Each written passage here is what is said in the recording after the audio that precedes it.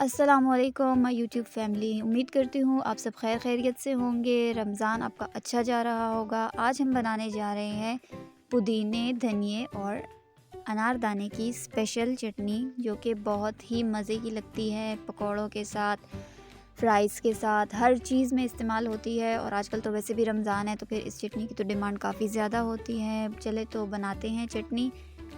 लेंगे हम अनारदाना और इसको हम कूटेंगे बहुत अच्छे से। प्योर देसी तरीके से हम बनाएंगे ये चटनी, क्योंकि जितने देसी तरीके से बनेगी उस हिसाब से ही उसका टेस्ट आएगा। अगर आप इसको जूसर वगैरह में बनाएंगे तो कोई टेस्ट नहीं आने वाला इसका। अनारदाने के साथ हमने ऐड कर दी थी हरी मिर्चें और इनको बहुत बारीक पीस के हमने इसका पेस्ट बनाना है, बिल्कुल बारीक करके। उसके बाद हमने पुदीना ऐड करना है और उसको भी बहुत अच्छे से पीस लेना है। इतना कोई पीसना है कि बिल्कुल ये दोनों इकट्ठे हो जाए, यकजा हो जाए और बहुत अच्छा सा पेस्ट बने। देख लें यहाँ पे कितना ज़ोर से हम इसको कूट रहे हैं ताकि इसका अच्छा पेस्ट बने। रगड़ रगड़ के इसकी कुटाई करनी है ताकि बहुत स्मूथ पेस्ट बन जाए।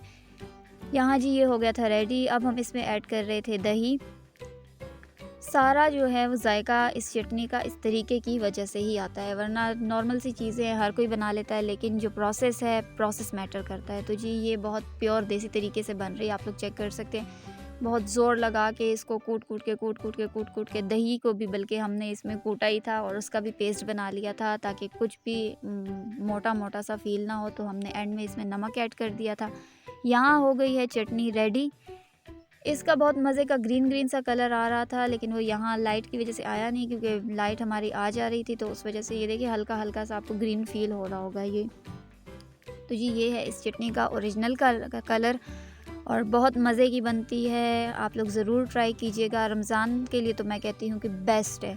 आप लोग इसको बना के फ्रीज़र में स्टोर कर सकते हैं किसी भी एयरटाइट कंटेनर में, और जितनी आपको चाहिए हो उस हिसाब से आप लोग उसको यूज़ कर लें।